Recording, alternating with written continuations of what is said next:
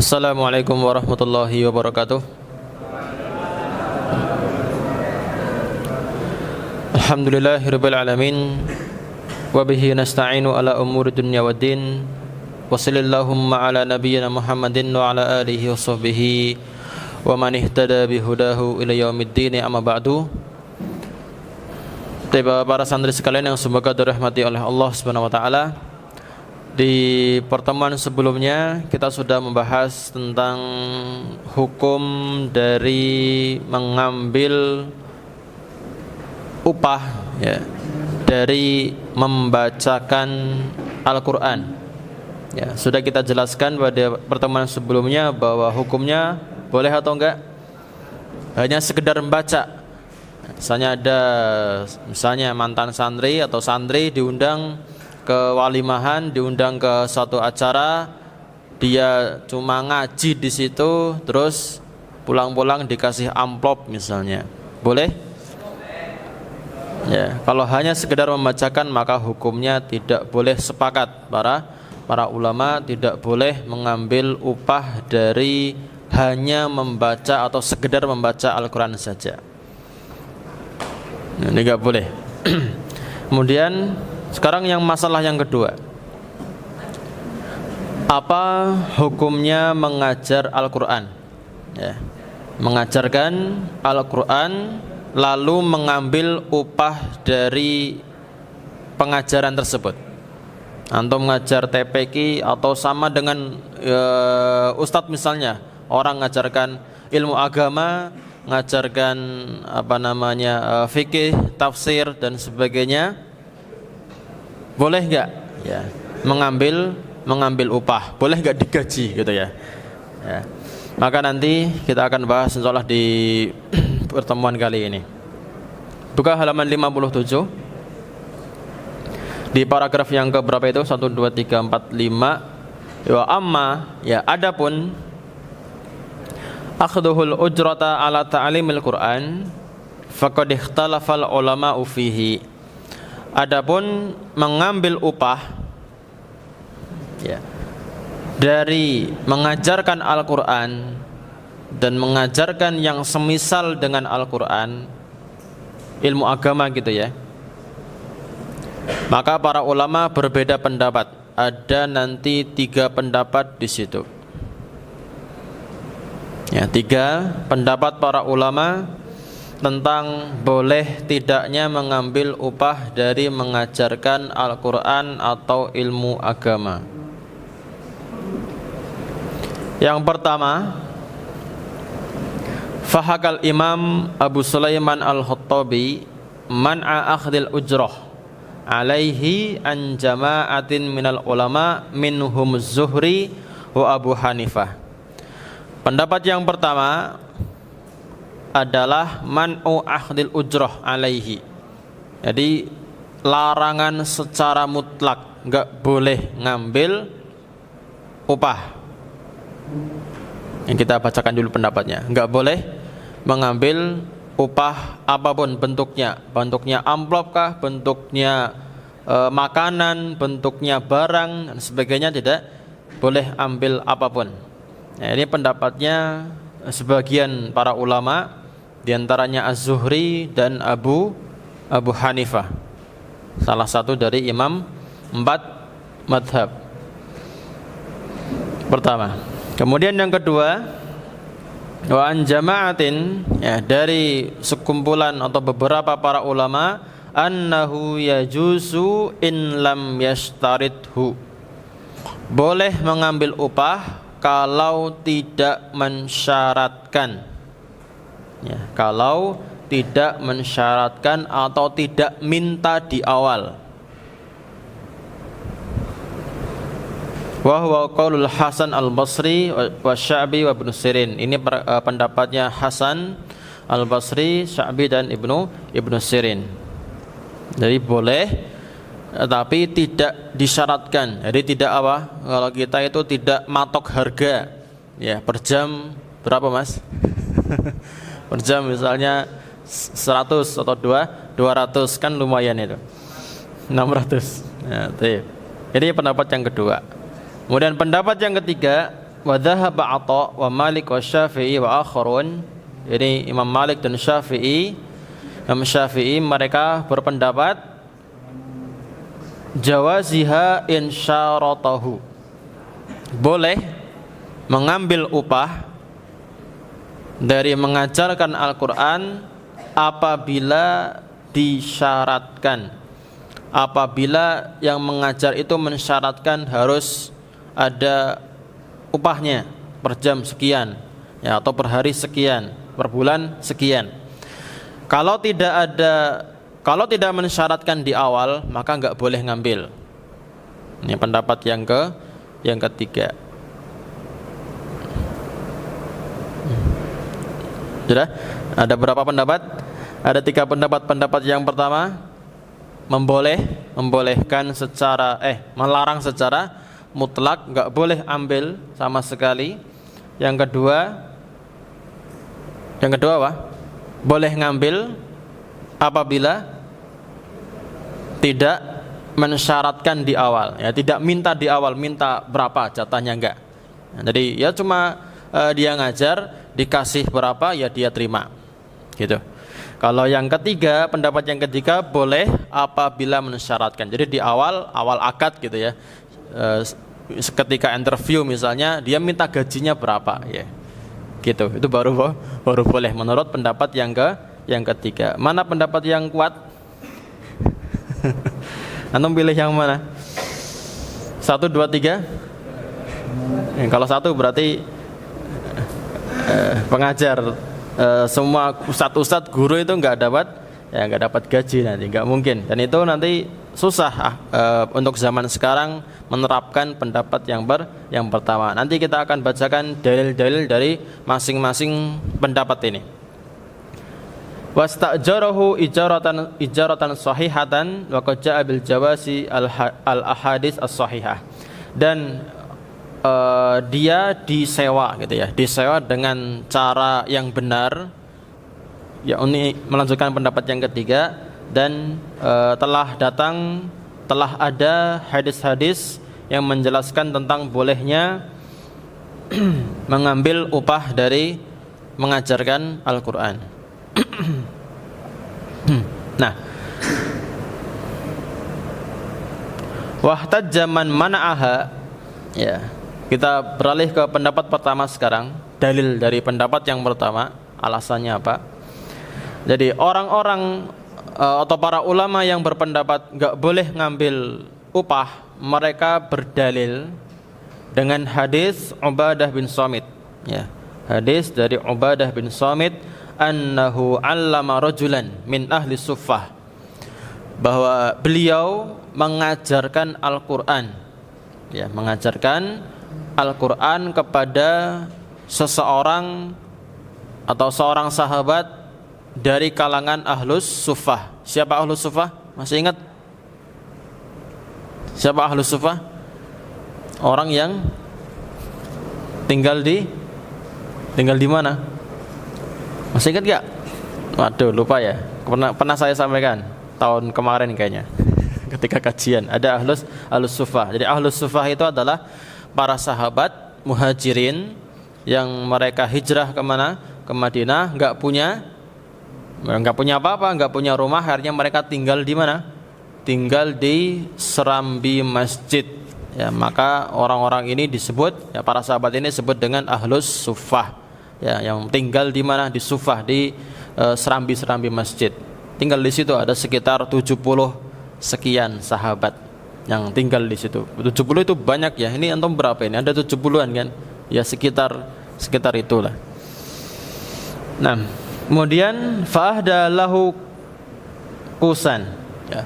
Laki-laki ini memberikan hadiah karena sudah diajari Al-Quran oleh Ubadah ini, ya, maka oleh laki-laki ini diberi apa? Diberi busur panah, ya, diberikan busur panah sebagai apa?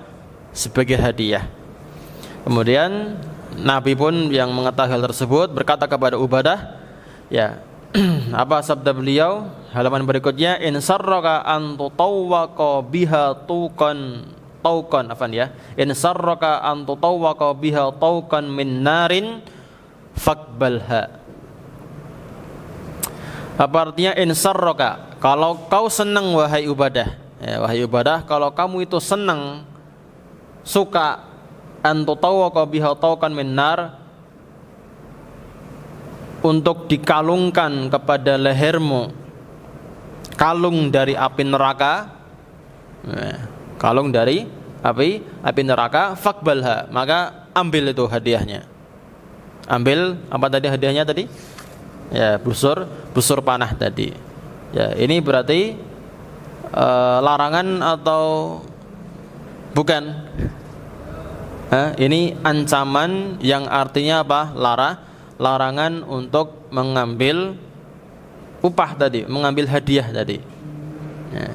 Jadi tadi artinya kalau kau senang wahai Ubadah mau dikalungkan dengan kalung dari api neraka, maka terimalah hadiah tadi. Itu nanti dikiaskan, dianalogikan kepada hal-hal yang lain, terutama dalam mengajarkan Al-Quran. Ini hadis riwayat Abu Dawud dan sebagainya. Ini dalil pendapat yang pertama. Jadi mereka menggunakan dalil ini sebagai larangan untuk mengambil upah dari mengajarkan Al-Quran. Kemudian kita beralih ke pendapat yang ketiga dulu. Ya. Wa ajabal mujawwizun, ya. Adapun orang-orang yang membolehkan mengambil upah dari mengajarkan Al-Quran, maka mereka membantah ataupun menjawab dalil dari pendapat yang pertama tadi, hadis Ubadah tadi, dengan ditinjau dari dua sisi, bijawabain, dengan dua jawaban. Ini dalilnya pendapat yang ketiga. Apa pendapat yang ketiga? Boleh, tapi apa? Apabila, masih ingat gak? Tadi di depan. Apabila disyaratkan. Ya, apabila disyaratkan. Pendapat yang ketiga. Apa bantahannya? Yang pertama, ahaduhuma anna fi isnadihi maqal. Ya, salah satu dalilnya adalah bahwa di dalam sanad hadis Ubadah tadi ada maqalnya. Apa itu maqal? Ya, ada sesuatu yang diperbincangkan oleh para ulama ahli hadis. Ya, kalau antum belajar ilmu hadis, ya, kok di dalam sanadnya nanti ada maqal, ya, ada yang diperbincangkan, itu berarti dalam sanadnya itu ada cacat. Kenapa? Ya karena kok bisa sampai diperbincangkan, ya, jadi bahan omongan para ulama. Oh, berarti ini ada yang enggak benar dalam syaratnya. Berarti sanadnya ada yang enggak beres dan bisa masuk ke dalam cacat, nanti bisa hadisnya menjadi dhaif hukumnya. Kemudian yang kedua, asani annahu kana tabarru'a bi ta'limihi. Ya, pendapat yang kedua, jawaban yang kedua, bahwa Ubadah kana tabarru'a bi ta'limihi. Ya. Dia mengajar itu di awal secara apa? Sukarela. Ya, enggak mensyaratkan harus dikasih ini, dikasih itu, enggak ada. Nah, jadi Ubadah di sini diminta untuk ngajar, ya ngajar dia secara tabarru'a, secara sukarela. Maka kalau dia mengajarkan secara sukarela, menurut pendapat yang keberapa tadi? Pendapat yang ketiga tadi, falam yastahiqqa syai'an, maka dia enggak berhak untuk mendapatkan apapun, karena enggak ada kesepakatan di awal mau minta berapa. Ya enggak? Ya kan, pendapat yang ketiga tadi boleh kalau disyaratkan minta berapa. Tapi di sini Ubadah enggak minta apapun, ya, maka dia enggak berhak untuk mengambil upah sepeser pun. Summa uhdiya ilaihi ala sabilil iwadi, kemudian diberikan hadiah sesuatu kepada Ubadah ala sabilil iwad, sebagai kompensasi, ya, atas apa yang telah dia lakukan, ya, berupa mengajarkan seseorang itu tadi, falam yajuz lahul akhdu, maka enggak boleh bagi dia untuk mengambil upah. Ya, karena enggak mensyaratkan di awal. Bi khilafi man yaqidu mahu ijaratan qabla ta'lim. Ya, berbeda dengan orang yang melakukan akad ijarah, sewa orang untuk mengajarkan Al-Qur'an sebelum melakukan pengajaran. Nah, itu nanti beda lagi. Ya, kalau sudah ada akad di awal, ya saya mau kamu ngajar anak saya, nanti gajinya sekian. Nah, itu upahnya sekian. Nah, itu boleh, nggak apa-apa. Menurut pendapat yang ketiga. Terus dalil pendapat yang kedua apa? Ini nggak disebutkan. Dalil pendapat yang kedua yang membolehkan mengambil upah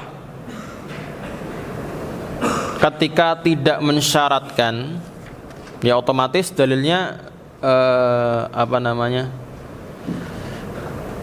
hadis-hadis umum tentang bolehnya mengambil upah dari mengajarkan Al-Quran. Di antaranya hadis yang sahih diriwayatkan oleh Bukhari atau Muslim, yaitu sabda Nabi SAW, inna ahaqqa ma akhadtum alaihi ajran kitabullah.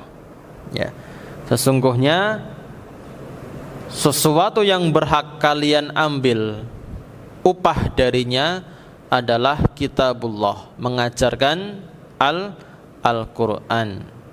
Ini dalil umum. Jadi boleh mengambil upah dari mengajarkan Al-Quran. Nah, jelas di sini dalil-dalilnya. Nah, sekarang tinggal yang benar yang mana? Yang mendekati kebenaran, yang bukan mengatakan benar, mendekati kebenaran. Yang mana? 1, 2, 3.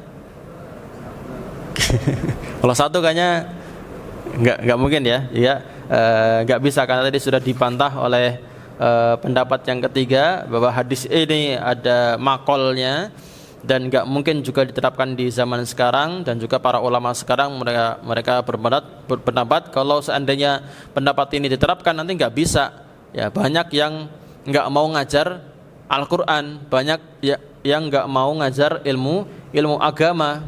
Ya, kenapa? Karena nggak ada upahnya. Gimana mau ngajar? Gimana dia mau mencari apa? Mencari nafkah kalau dia itu sendiri menghabiskan sebagian besar waktunya untuk mengajarkan Al-Quran, mengajarkan ilmu agama. Jadi nggak bisa diterapkan, nggak mungkin. Tinggal pendapat 2 dan 3. Mana yang lebih kuat? Harus ada akad dulu. Wallahu alam. Pendapat yang kuat adalah pendapat yang kedua, yang mendekati kebenaran. Jadi boleh tanpa diminta, tanpa ada syarat di awal. Karena kalau pendapat yang ketiga, ya walaupun tadi dalilnya juga lumayan bagus, lumayan kuat, tetapi kalau kita praktekkan pendapat yang ketiga ini, ya, dia mau ngajar tapi dengan gaji sekian, ini nanti lebih menunjukkan ketidakikhlasan dia. Jadi dia mau ngajar kalau gajinya sekian. Ini kan jadi nggak ikhlas nanti. Gitu ya. Tapi kalau pendapat yang kedua kan dia nggak mensyaratkan, ya dia ngajar gajinya berapa, ya yang penting itu cukup untuk memenuhi kebutuhan dia dan mungkin keluarganya, ya sudah, ya, tidak masalah. Jadi pendapat yang kuat insyaallah pendapat yang kedua, dan juga dalilnya tadi lebih sahih, ya lebih sahih yang tadi kita sampaikan, inna ahaqqa ma ahadtum alaihi ajran kitabullah. Dan juga fatwa dari Lajnah Daimah di Saudi Arabia, boleh mengambil upah, cuman nanti dirinci lagi. Ya, bagi orang yang punya pekerjaan lain selain mengajar ilmu agama atau selain mengajar TPQ, TPA dan sebagainya, dan dia punya penghasilan dari situ, maka dia tidak usah mengambil upah dari ngajar TPQ, TPA itu. karena sudah punya kerjaan lain, misalnya dia sebagai PNS ya, sebagai apa lagi Mas, manajer ya. Dia pulang atau PNS pulang jam 3 misalnya, jam 3 sore ya, sorenya jam 4 dia ngajar TPQ ya, maka tidak perlu ngambil upah karena dia sudah punya upah gaji dari pekerjaan yang lain. Tapi kalau ya, dia tidak punya kerjaan lain, tidak punya penghasilan lain kecuali hanya kerjanya apa, sebagai pengajar TPQ atau sebagai guru dan sebagainya, maka boleh dia mengambil upah ya, seperti misalnya ibu rumah tangga ya, dia nggak punya kerjaan di rumah, cuma di rumah, sore dia ngajar TPQ ya, dia berhak boleh untuk mengambil upah dari mengajar Al-Quran tersebut. Oke, jelas. Jadi untuk mengajarkan Al-Quran itu boleh ngambil upah. Tapi kalau hanya membacakan, nah, yang sudah kita bahas di pertemuan sebelumnya itu tidak diperbolehkan. Ya, nggak boleh ngambil upah gara-gara cuma membaca atau bukan. Ini nggak ada apa-apanya gitu. Stay. Ada yang tanyakan? Jelas? Nah, yang berikutnya adalah tentang mauqifus salaf minhu. Ya. Sikap para salafus saleh atau cara mereka dalam atau ketika berhadapan dengan Al-Quran ya, apa yang mereka lakukan ya, ketika sedang bersama Al-Quran. Jadi hanya cerita-cerita saja nanti ini, pendek insyaallah. Ini pembahasan yang terakhir di pertemuan ini insyaallah. Faslun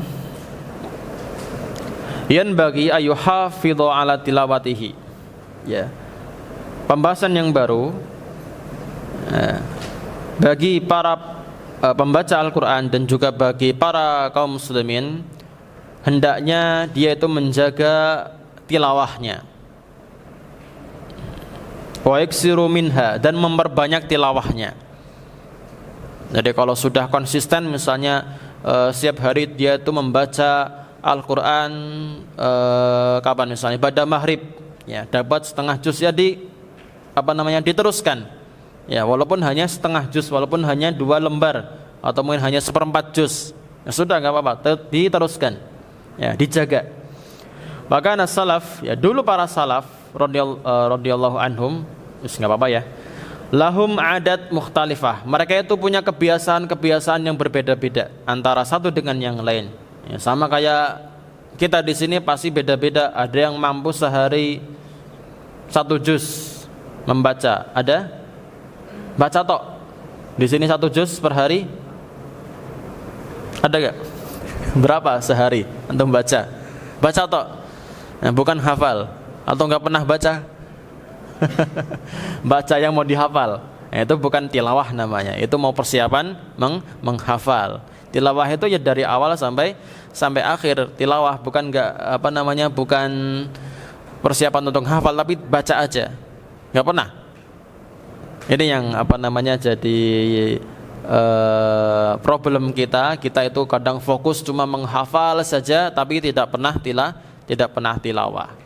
Harusnya tilawah juga, baca ya, baca dari awal sampai selesai. Targetkan 1 bulan khatam misalnya, atau 1 minggu khatam gitu. Jangan cuma ngapal saja, baca untuk ngapal, bukan, itu bukan tilawah namanya gitu ya. Fi qadri ma yakhtumuna fihi ya, mereka punya adat kebiasaan yang berbeda-beda dalam hal mereka mengkhatamkan Al-Quran. Jadi masing-masing dari mereka beda-beda dalam mengkhatamkan Al-Quran ya. Farawa Ibnu Abi Dawud an ba'di salaf, diriwayatkan oleh Ibnu Abi Dawud dari sebagian para salaf, annahum kanu yakhtumuna fi kulli syahrain ya, mereka sebagian ada yang mengkhatamkan Al-Quran berapa kali? 2 bulan sekali khatam. Antum berapa? Setahun sekali ketika Ramadan aja ya. Wa anwadihim sebagian lain fi kulli syahrin khatmah. Ya, satu bulan sebulan sekali khatam. Bukan hanya bulan Ramadan ya, tapi sebulan sekali dalam setahun. Sebagian yang lain fi kulli asyri layalin, 10 hari khatam. Kemudian sebagian yang lain fi kulli samani layalin, 8 hari. Ya, 8 hari, tiap 8 hari khatam. Fi kulli sab'i layalin, tiap pekan khatam. Terus apa lagi? Fi kulli sittin, 6 hari khatam. 5 hari khatam, 4 hari, 3 hari, sampai ada yang 2 hari itu khatam sekali. Bahkan fi kulli yaumin wa lailatin khatmah. Ya, ada yang sehari itu bisa khatam, tiap hari sekali khatam. Bayangkan antum mampu enggak itu? Setiap hari khatam. Ya, sebulan aja belum tentu kan. Ini setiap hari khatam. Ya. Wa minhum man kana yakhtumu fi kulli yawmin wa lailatin khatmatain. Ya, bahkan ada yang lebih spesial lagi, ada yang sehari 2 kali khatam. Ya, kira-kira itu bisa enggak? Sehari 2 kali khatam. Orang yang setoran aja itu yang tasmi 30 juz. Itu berapa jam itu yang tasbih itu? Bisa seharian kan? Bisa seharian. Ini malah 2 kali dalam sehari, 2 kali khatam. Bahkan lebih dari itu, ada yang apa? 3 kali sehari. Udah kayak makan aja. 3 kali sehari khatam. Bahkan yang paling banyak ini wa khatama ba'duhum saman khatamat, 8 kali sehari. 4 di malam, ya, 4 kali khatam di malam hari, 4 kali khatam di siang hari. Ini untuk yang enggak punya aktivitas lain ya. Jadi fokus Al-Qur'an. Tapi kalau kita zaman sekarang itu enggak, mustahil sekali. Kecuali ada yang mengcover kebutuhan kita, ya mungkin bisa aja kita bisa khatam mungkin 2 kali, 3 kali sehari. Kalau zaman sekarang kayaknya sulit, ya sulit. Jadi para ulama dulu, jadi benar-benar fokus membaca Al-Qur'an. Nah, faminal ladzi kanu yakhtumuna khatmatan fil laili wal yaum. Ya, kemudian di antara para salaf yang khatam sehari sekali, di antaranya ada sahabat Utsman bin Affan, ada Tamim dari Sa'id bin Jubair, Mujahid, Imam Syafi'i. Ya, lihat ya, Imam Syafi'i juga seperti itu. Walaupun beliau produktif ya, beliau produktif kan, menulis banyak buku, menulis karya-karya ilmiah, tapi beliau bisa mengkhatamkan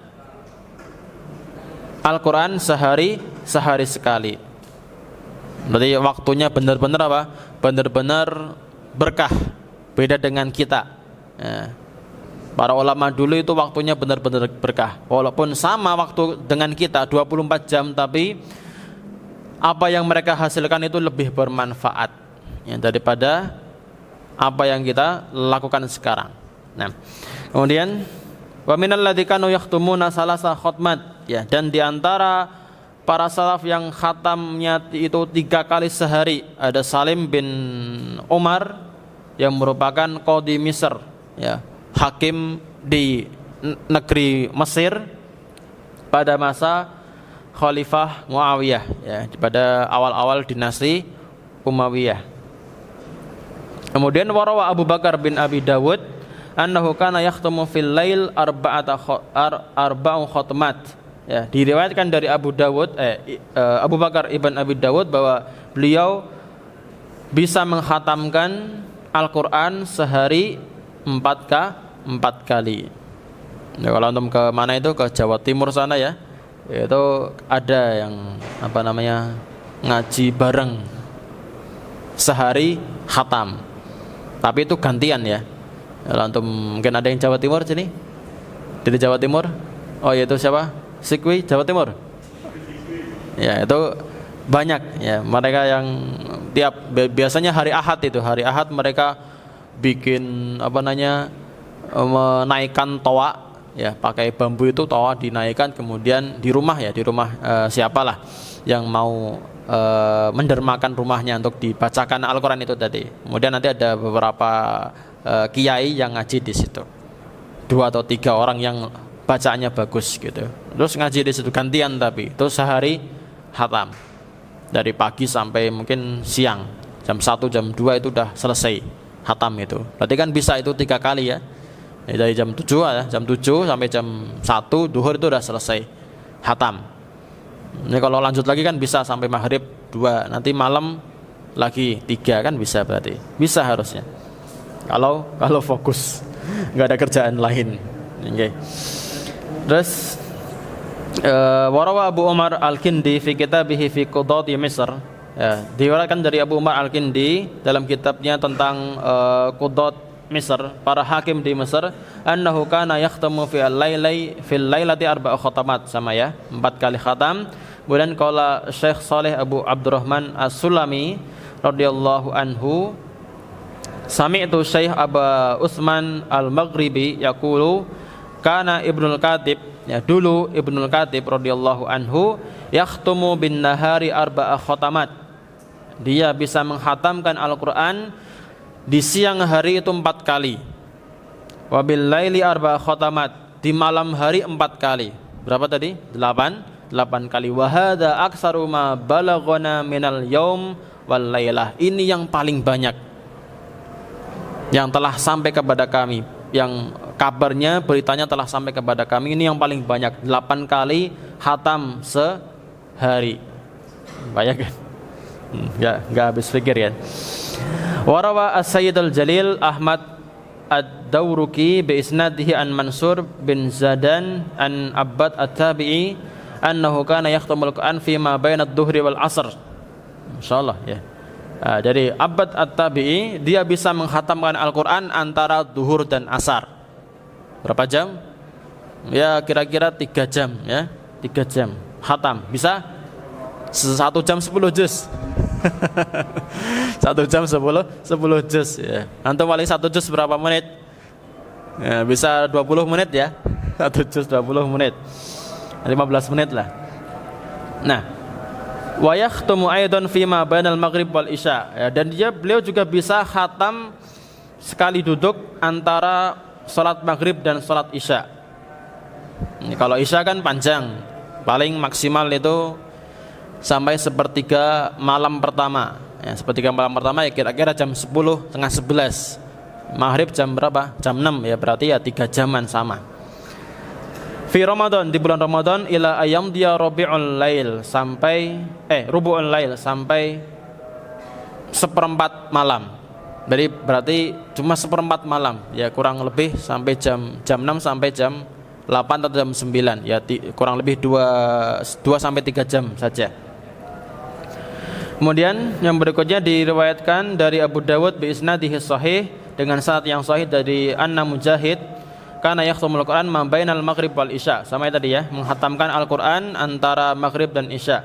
Dan dari Mansur beliau mengatakan kana Ali Al-Azdi yakhtumu fi ma bainal maghrib wal isya kull lailatin min Ramadan. Insyaallah ya, setiap malam antara maghrib dan isya di bulan Ramadan dia bisa khatam sekali. Ya bulan Ramadan ya masih wajar ya, karena biasanya lebih semangat. Kemudian dari Ibrahim bin Sa'di, dia mengatakan kana abi bapakku dulu yahtabi fama yuhillu hubutahu hatta yakhtimul Qur'an. Dulu bapakku itu duduk dengan duduknya itu jadi ihtiba itu seperti apa ya? Bisa dipraktekkan? Coba untuk Faras, kakinya itu dinaikkan ke mana? Perut. Ya, lututnya ditempelkan ke perut, pahanya naik coba. Nah gitu. Itu namanya yahtabi. Duduk seperti itu namanya duduk ini tadi ihtiba. Nah gitu ya. Jadi beliau, bapakku duduk seperti itu sampai kapan? Sampai bisa khatam. Duduknya seperti itu ya, 2 jam kurang lebih, 1 jam ya. Kalau tadi bisa 1 jam, 1 jam. Nah, ammal ladzi yakhtumu fi raq'ah, adapun orang yang bisa menghatamkan dalam satu rakaat salat,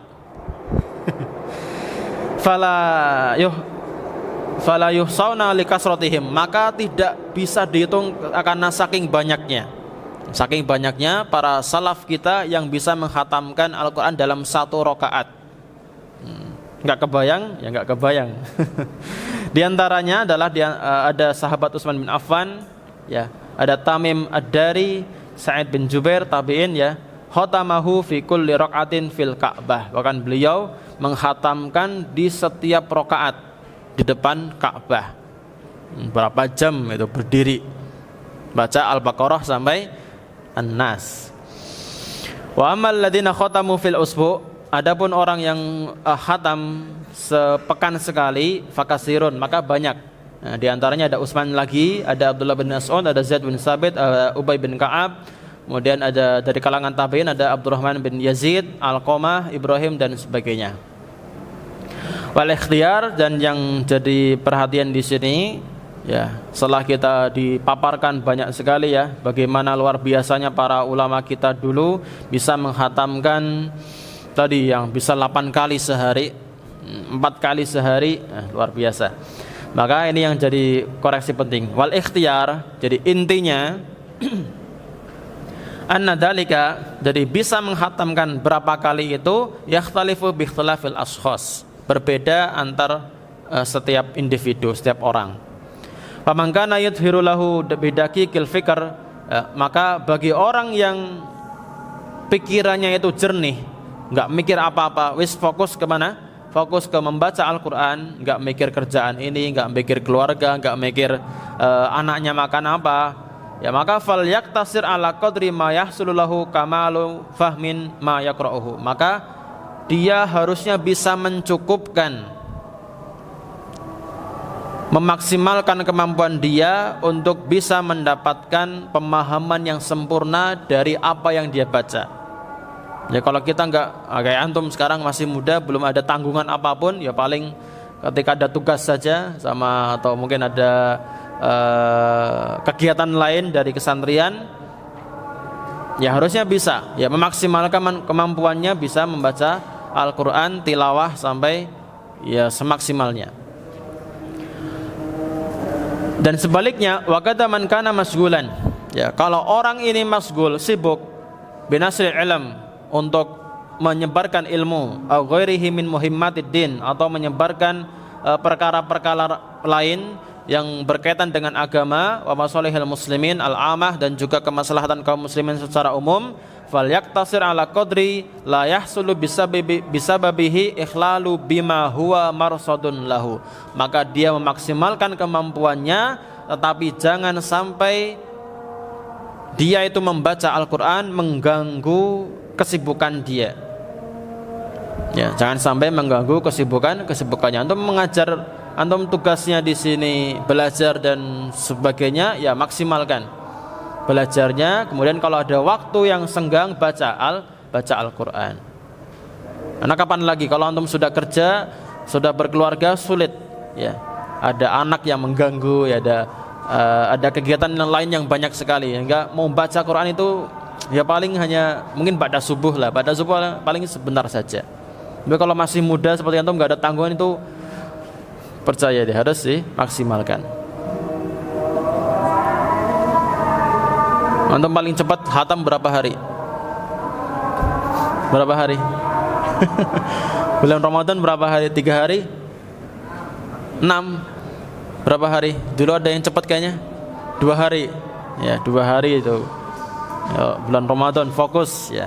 Kalau fokus, kalau nggak fokus, ya bisa lebih dari itu. Nah, wa fa in lam yakun man min haula'il madhkurin falyaktasir ma amkanahu min ghairi khurujin ila haddil malal wal hadrumah. Kalau bukan termasuk golongan yang tadi disebutkan di atas di paragraf yang kedua dan ketiga itu, maka perbanyak sesuai dengan kemampuan dia, ya, perbanyak bacaan sesuai dengan kemampuan dia, tanpa dan jangan sampai bosan, ya, jangan sampai kena yang namanya malal, bosan. Gara-gara apa? Gara-gara ngajinya terlalu lama. Dan biasanya kita akan cepat bosan, capek dan sebagainya. Jadi santai aja. Ya, karena ya itu kemampuan kita, ya sudah beda dengan para ulama zaman dulu. Waqad kariha jama'atul minal mutaqaddimin al-khatma fi yaumin wa lailatin. Ya, dikit lagi ya. Jadi ada sebagian ulama mereka membenci, memakruhkan khatam sehari semalam. Dari khatam sehari sekali itu ada yang memakruhkan. Mereka berdalil dengan hadis dari Abdullah bin Amr bin As. Rasulullah bersabda, la yafqah man qara'al Qur'an fi aqalli min salasin. Ya. Tidak akan paham orang yang membaca Al-Quran, mengkhatamkan Al-Quran kurang dari 3 hari. Hadisnya ini apa itu? Riwayat Abu Dawud. Tirmidzi mengatakan hadisnya sahih, tapi yang lain mengatakan ini hadisnya hasan. Nah, terus bagaimana? Ya, kok ada para sahabat yang menghatamkan sehari sekali seperti Utsman tadi, setiap sholat bisa khatam. Ya. Bertentangan enggak dengan hadis ini? Apa jawaban antum? Ya, di sini Rasul mengatakan la yafqah. Orang yang menghatamkan Al-Qur'an itu kurang dari 3 hari itu bukan orang yang paham dengan bacaan Al-Qur'an. Apa jawabannya? Ya. Nah, hadis ini atau sabda Nabi ini adalah untuk yang la yafqah itu, yang tidak paham di sini adalah bagi orang yang awam. Bagi orang awam yang enggak tahu makna Al-Qur'an, yang enggak tahu bahasa Arab, ya, yang enggak paham bahasa Arab, itu jangan menghatamkan Al-Qur'an kurang dari 3 hari. Nanti dia nggak bakal paham dengan isi dari Al-Quran. Kalau dia memang orang yang faqih, paham, ya para sahabat mereka kan paham itu bahasa mereka, atau mungkin orang yang sudah pernah belajar bahasa Arab, yang nggak usah lihat artinya, sudah tahu maksud dari kandungan ayat tersebut, ya bisa boleh dia khatam kurang dari 3 hari. Tapi kalau dia orang awam, nggak paham dengan apa yang dibaca, nggak tahu bahasa Arab, ya jangan. Ya, kalau bisa jangan kurang dari 3 hari. 3 hari itu sudah cepat itu. 3 hari sudah cepat. Sehari 10 juz kan sudah banyak gitu. Oke.